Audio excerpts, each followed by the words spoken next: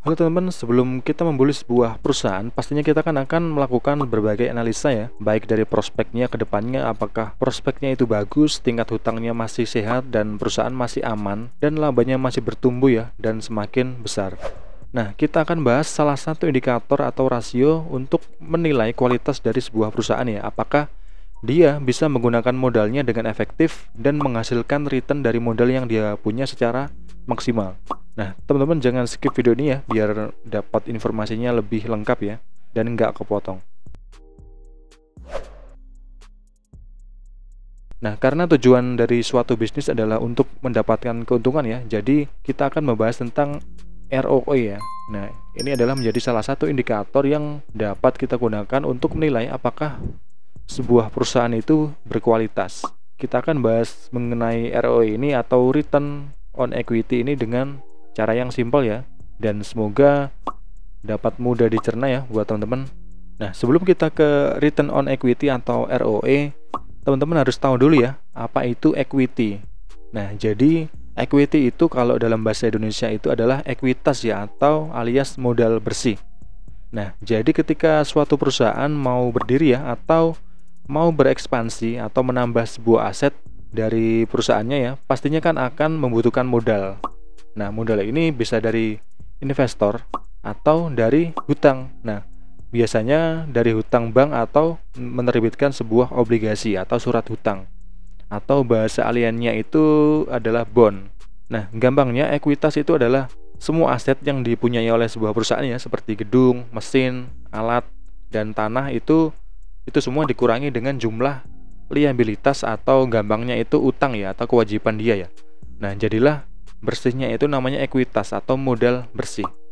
Nah, kita ambil sebuah contoh simpel ya. Contohnya misalkan sebuah perusahaan ya, contoh sebuah perusahaan XYZ ya. Dia memiliki aset ya dengan rincian seperti ini ya. Misalkan dia punya tanah senilai 5 miliar ya, dan bangunan atau gedung ya senilai 5 miliar, dan juga dia punya mesin senilai 3 miliar dan uang tunai atau kas ya senilai 2 miliar.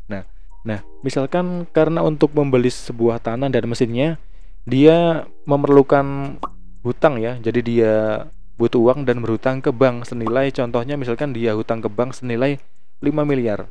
Nah, jadi kita hitung ya ekuitasnya ya, berarti ekuitasnya adalah sama dengan aset dikurangi dengan liabilitas atau kewajiban. Nah, jadi ekuitasnya adalah ini ya, total dari aset tadi kan kita jumlah, totalnya adalah 15 miliar dikurangin dengan kewajibannya yaitu 5 miliar ya, ketemulah 10 miliar. Nah, jika semua ekuitas itu dibagikan ke setiap lembar saham ya, jadilah itu namanya book value per share ya. Nah, kita udah sempat bahas ini di video mengenai price to book value ya, di video sebelumnya. Teman-teman bisa cek di video itu biar lebih tahu ya, salah satu rasio juga, dan rasio ini bisa menilai apakah sebuah perusahaan itu sudah sangat mahal atau masih undervalue ya. Nah, tadi kita udah tahu ya apa itu equity atau ekuitas ya, atau modal bersih.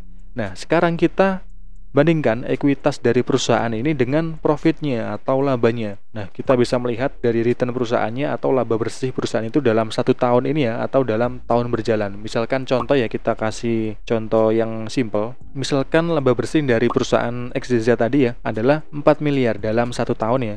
Nah, dan tadi kan kita udah tahu ya ekuitasnya itu adalah sekitar 10 miliar tadi ya. Nah, kita akan menghitung dengan kalau ROE atau Return on Equity itu adalah rumusnya sangat sederhana ya, atau sangat mudah ya, yaitu returnnya itu dibagi dengan equity-nya. Tadi kan udah ketemu ya. Nah, returnnya ini kita ibaratkan atau contoh aja 4 miliar ya. Nah, 4 miliar ini dibagi dengan 10 miliar dikali dengan 100%. Nah, ketemulah 40%. Nah, jadi ROE dari perusahaan XYZ ini adalah 40%. Nah, kalau rasio PER dan price to book value ini adalah satuannya kali.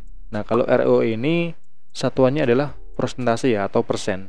Seperti 10%, 20%, 30%, 50% atau 100% ya. Nah, semakin besar dari nilai ROE ini akan semakin bagus, berarti perusahaan itu bisa menghasilkan keuntungan dari modal yang dia punya ya dengan sangat maksimal. Nah, karena kita sedang berinvestasi pada pasar modal, yang berbasiskan pada equity ya. Berarti kita membeli sebuah bisnis yang bisa memutar modalnya itu dengan sangat baik ya, atau dia bisa memutar dari modal yang dia punya dengan maksimal, menghasilkan keuntungan yang besar. Nah, ibaratnya gini ya, kita sebagai investor harus berpikir mengapa kita harus berinvestasi pada sebuah perusahaan, dan jika kita hanya mendapatkan return contohnya ya 3-4% atau 6%, mengapa kita harus mengambil resiko itu? Kita harus mengambil resiko untuk berinvestasi di saham. Lebih baik kita tempatkan dana kita di deposito ya, atau obligasi ya, yang memiliki resiko yang minim atau hampir risk free ya. Nah, jadi kita akan mengharapkan keuntungan atau return yang lebih dari itu. Nah, dengan pola pikir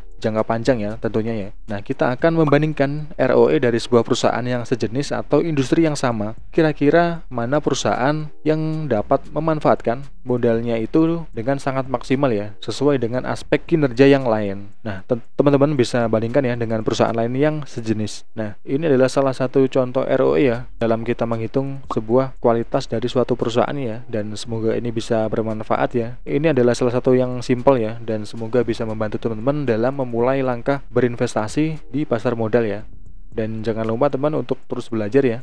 Kita terus bertumbuh bersama. Nah, semoga teman-teman dapat memahaminya ya. Nah, semoga video ini dapat bermanfaat bagi teman-teman ya, dan teman-teman bisa paham ya. Kalau ada yang kurang paham bisa tulis aja di kolom komentar. Nanti saya akan balas ya, atau kita buatkan video lain ya. Dan semoga bermanfaat. Terima kasih dan sampai jumpa di next video.